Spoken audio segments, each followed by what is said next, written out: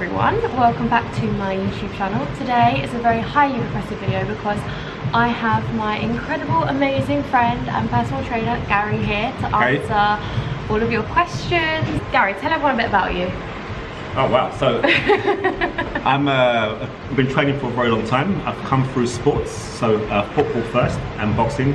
I've coached and trained women's football teams. That's my background first. Schools of excellence, so kids, swimmers through their strength and conditioning, divers through their strength and conditioning, regular people, athletes, and I've probably stayed in pretty good shape for the past 15 years. So reasonable knowledge. You've got very good knowledge, honey. Very good knowledge. Okay, so first question, do you want to just choose one you get a lot? The question I get a lot, especially about Zara, is her current workout regime. Okay, so this is a hard question to answer because it will change depending on the stage of her training. It varies probably every 3 to 4 weeks. We have generally like a 4-day split. Yeah. So which is deadlifts. So deadlift is a full body movement or a lower body movement. We do it on an upper body day. So it gives an extra compound, and we do 2 full leg days. One of our split day, it's an upper and a lower.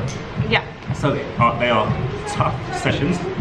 She lifts almost at capacity, which is a skill in its own. And because the weight is so heavy, the rep range isn't so high. When we first started training, we've done mostly the boring stuff, which no one wants to do. Mostly like a lot of holds, a lot of mobility work. Yeah. A lot of pause and slow reps, just to get her body used to lifting. Now she is strong, so we do front squats, we do deadlifts, we do a variety of RDLs, hip thrusts. These are all very technical moves. Because her form is so good, she can do it and load. What is your diet? What's your diet? So what's your diet? I mean, it depends on the day, but generally I try to eat over 100 grams of protein a day. So fitness people that like only things that are, you know, very healthy or very protein based. No, it's not always the case. Like I asked Zara before, give me your ideal 3 meals. Oh my gosh. So like a main course, so like a starter, a main course and dessert. And you know what she picks? What did you pick? I picked to start tomato bruschetta with like a burrata. For main I picked a pizza with parma ham and mushrooms, and then for dessert a cheesecake. So cheese and cheese. So just a cheese ball. Which is completely fine because again, it is not about your taste preference, it's about sticking to your macros. At our accumulation phase, so at the phase where she's eating the least amount of calories, she's on about 1,800 calories a day, and that is the minimum calories that she should be having. That's what I put her on. And then in an accumulation phase, about 2,400 calories. And then sometimes in a blowout phase, when she just wants to eat, like she can eat. I mean, the girl can eat. She doesn't like track because she might blow something up. Just to make it clear, what she will have will be dictated to by the calories she has left or the macros she has left. Yeah. So she has a breakfast which is like bagels, eggs, and rah. She has to make sure her dinner reflects the breakfast, so it needs to balance out at the end of the day. If you want to build muscle, you need to make sure that you're fueling your body. Question. You can like this one. What? Is your bum real? Never had a BBL. Yes, it's 100% real. Started from the bottom, now we're here, quite literally. When I lost weight, I lost a lot of body fat from there, and then I was a bit, you know, shoulder to back of knee kind of vibe. For her frame, like you probably will see, she's got phenomenal glutes. But I'm going to say her form is very good. She lifts with great tension, time under tension, and she lifts heavy. I mean, for her frame, hip thrust, like 140 kilos, controlled with motion. Deadlifts for reps, 80 kilos very comfortably. Squats, like she has good numbers, and these are all the things that have contributed in the growth spurt in her glutes. Yeah. Yeah, makes sense. Yeah. This is why her booty's popping. Do you know what I noticed? I started noticing a big difference in the tops of my glutes when I started doing RDLs, and I noticed a massive difference in my glutes when I started doing RDLs and hip thrusts. They are the two of my biggest things that I have noticed a difference with. I've asked the question a few times actually through my IG. It's basically, how does she hold so much weight? So she can deadlift or pick up or hold around 80 or 90 kilos without any straps, without anything. So her body allows her to do that. This is the stuff you don't see. This is the stuff in the beginning. This is why you can't only work on your legs or leg strength, because when you hold a weight, it builds your upper body strength and it allows you to be able to hold 40 kilos in each hand or 90 kilos on a bar without straps, and it allows your body to actually get used to holding that weight. You can't. This is never going to be something you can just do right from the off. This is a process which takes time, and she's now at that level. So and she's got a lot of calluses to prove. Yeah. How often do you run? Never. I should run more. I know I should.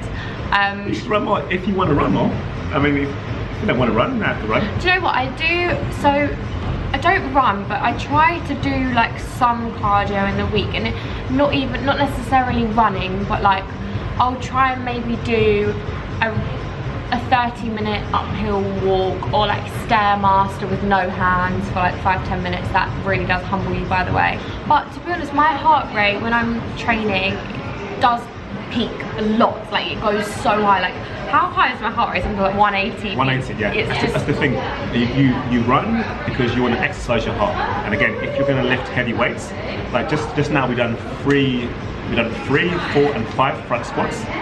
So that would get her heart rate a lot higher than if she ran for probably 10 or 15 minutes. Because someone loves you, someone still loves you. Oh, that's what you say. Can you post some live workouts? Maybe. Yeah, we can do. And you know what? It might be interesting to see a workout. So maybe if she's up for it, we can do actually a live session workout, and you can see actually how strong she is, and then also what it takes. Because there's a lot of the time when it doesn't look pretty, she's in pain.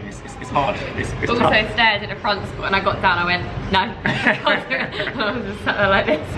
How do you stay motivated? Do you know what? I think that motivation is always going to fluctuate. My tip with motivation and staying on track is that don't ever give yourself something that's unachievable for you. So don't say, right, I'm going to start going to the gym. I don't go to the gym, but now I'm going to start running 3 days a week and weight training 3 days a week. That's unachievable. That's a completely lifestyle overhaul. Do something that's achievable. Training 3 times a week or 4 times a week for an hour, I believe, is achievable for a lot of people.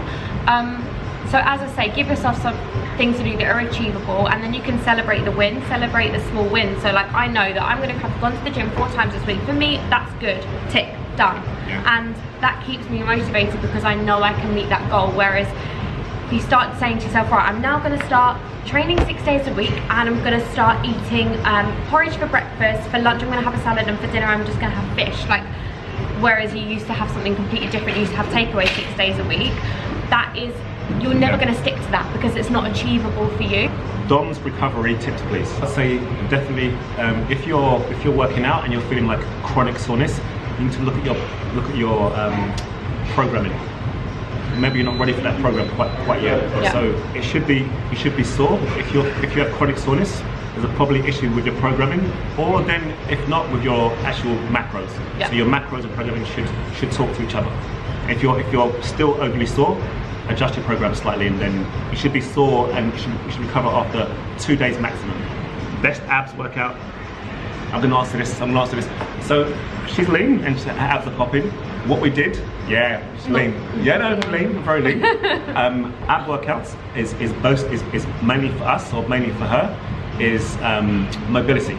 So she'll do a lot of like hangs and holds, which again, in terms of all body strength, work on her grip and work on her alignment. So no real crunches, more elongation movements, more about mobility and range. Stability as well. Stability and range, and this is how we work core. Yeah, and also core, like you end up working your core when you're doing compound movements, because you need to have a strong core, especially when you're doing squats and deadlifts. You have to have a strong core. You can't collapse your core because it's not going to work. Top 3 exercises to building a booty. Your top 3. What do you? Hip thrusts, RDLs, and I would say either, to be honest, hip thrust, any kind of deadlift, I think, and lunges. I really like reverse lunges at the moment. Funny, that was her that was the worst exercise when we first started. She was like, don't let me squat and never ever lunge. Never lunge or reverse lunge. What did we do? We lunged, squatted and reverse lunged. Done it, made it good, got it out of the way, and now it's a favourite. Reverse lunges are my current favourite. Because it's because I was so bad at them that I now feel really good when I end up doing well. And I'm not doing 50 kilograms, just saying. 55 kilos. 55 kilos. 55 kilos. Mine are the same. Hip thrust for sure, deadlift for sure, and for me lunges. So lunges either I like a walking lunge. Yeah, these are my. You do like walking lunge, don't you like them? I love walking lunge. They really make me die. Yeah. Gym leggings, please, with a link. Oh gosh. Favourite gym leggings? The ones from Amazon, of course. Probably. Genuinely the ones from Amazon. I probably Bow & T do some good ones. Alpha Elite do some good ones. These ones right now are from Alpha Elite. Yeah, probably them. Do you only weight train? Yes. But what I will say, if you go onto a session, any good trainer, when you first walk into a session, the first thing you should do is prime your body to train. So prime your body to lift. So number one, get your mind right. The warm up or my warm-ups are based on what you're about to do. So it's based on switching your core and glutes on. This is done by mobility. So 10 minutes first of mobility training, which then works on your range, gets your heart slightly up, and then it primes your body to lift. And then again, proper lifting, safe lifting, which will elevate your heart rate and obviously break down muscle fibers. So it's kind of like a, but it's based on weight sessions. Someone's asking also for your PBs. So you know them, I really don't know. Hip thrust, 150 kilos, and this is 8 reps with immaculate form. RDLs with a dump with a bar, 80 kilos. Reverse lunge. How many reps is 80 kilos? 4 reps? No, 5 reps. So it means she can probably do more. Deadlift, orthodox, 85 kilos, and that's 5 reps. So again, she can do more. Front squat, 55 kilos. Back squat, 55 kilos. And don't get me started, but these are the numbers. Wants to know, how much do you weigh? Actually, have not weighed myself for a very long time. Just because, for me, I'm at a place now where I'm like, I know that I'm kind of the same. I haven't weighed myself, I don't think, since August. If when I was trying to drop body fat, then yeah, I would weigh myself, but now, like, what's the need for me to weigh myself? Like, what am I measuring? I'm not trying to lose weight. I'm trying to just be fit, healthy, and lift. Don't really tend to weigh myself anymore as much as I used to. I used to weigh myself a lot, and I guess as well that was another big mistake I used to make, is weigh myself a lot and focus on that number. Actually, it's not about that number, because that number is just how much mass you have, but that doesn't take into account fat and muscle, etc. Yeah. You could put on a bit of weight and freak out, oh my god, I put on weight, but actually it's just you've either had a really salty dish to eat last night and your body's retaining lots of water, which probably if you weighed me now I would, because I had a really nice carbonara last night, or yeah, banging, or you know, you've gained some muscle, which is great. So there's no point in focusing on number on a scale, because it doesn't actually really take into account what your composition is. How long are your gym sessions? An hour. 1 hour. 1 hour, and it's usually actually about 45 minutes of lifting, and then again for mobility and then stretch as a combination afterwards. But so it's 40 minutes of heavy lifting. I'm gonna say as well, because again, people keep asking about lower body sessions and lower body. Guys, so I'll say guys then girls, guys, you need to focus on your glutes. About your glutes being strong, your legs are open to a lot of injuries, knee injuries, back injuries. When your glutes are strong, your body works better as a general machine. They're one of your biggest muscle groups, so they should be worked accordingly. Ladies, all I'm seeing here is that you want to only work glutes and only work your lower body. If you only focus on glutes or only work glutes, the wholeness of your workouts will never be true. You need to work on the upper body, because that gives you the energy and the strength to actually do more on your glutes. If your lower back is weak, which means you're not working your back enough, it means your hip thrust, you can't support the weight. So in order to go heavier and have better forms and get the most from your leg workouts, you need to train upper body, because they will fuel and aid your leg workouts. I think that's brilliant. Yeah. Well, thank you so much everyone for watching. If you have any more questions, then maybe we'll do another one of these one day. Let us know what you want to see next, and thank you so much for watching. Bye.